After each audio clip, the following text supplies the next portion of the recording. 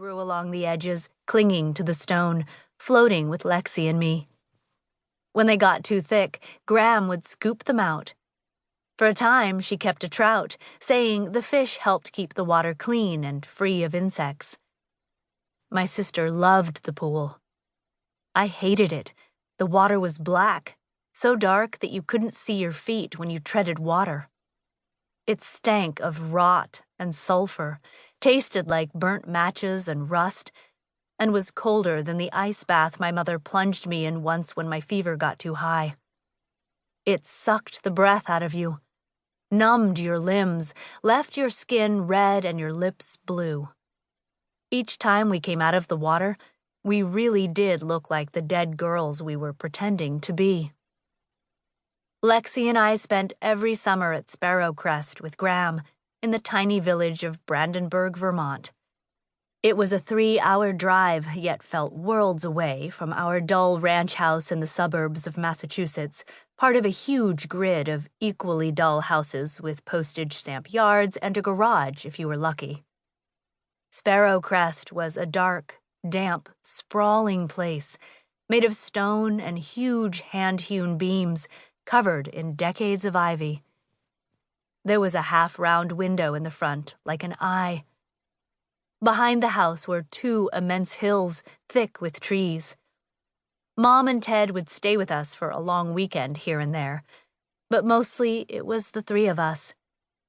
Graham looked forward to our visits all year. She was lonely in her big old house all by herself. That's what Mom said.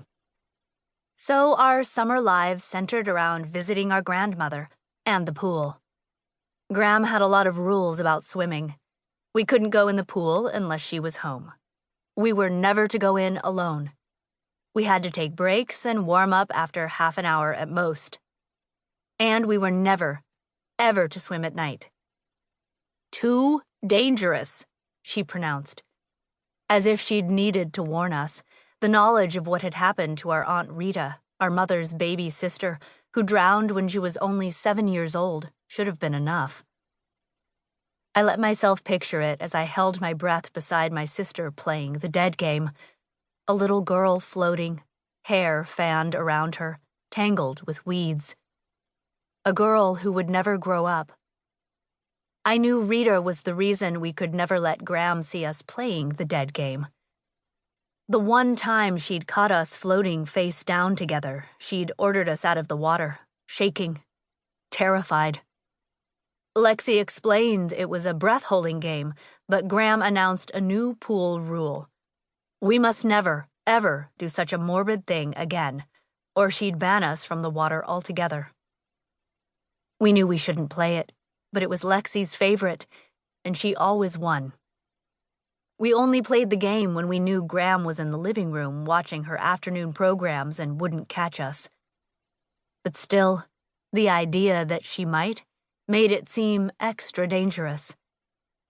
Graham didn't get mad often, but when she did, it was like one of those summer thunderstorms that shook the house to its very foundation, that had you hiding under the covers, praying for it to pass. Graham had grown up at Sparrow Crest. She'd been married here, under a big canopy set up in the backyard. She had her babies here, 3 healthy girls born in the upstairs bedroom with a local midwife attending. She swam in the pool every day, even did cold plunges in the winter, chopping the ice until she had a hole wide enough to slip into. She'd strip off her parka and ski pants to reveal her polka-dot bathing suit, then lower herself feet first until only her head popped out like a seal. She claimed it kept her young, that it rejuvenated her. Graham seemed strong and brave to me, but Lexi once told me she had a sickness called agoraphobia. "She doesn't seem sick," I'd argued. The only part I understood was gore, which meant blood and guts and things in R-rated movies I wasn't allowed to see. "It's not a sickness you can see, dummy," Lexi shot back. "Aunt Diane told me." Lexi was right. Graham almost never left the house, had never learned to drive, had all her groceries delivered. To keep listening to this audiobook, I've left you a link in the description so you can do it, at no cost thanks to Audible's 30-day free trial.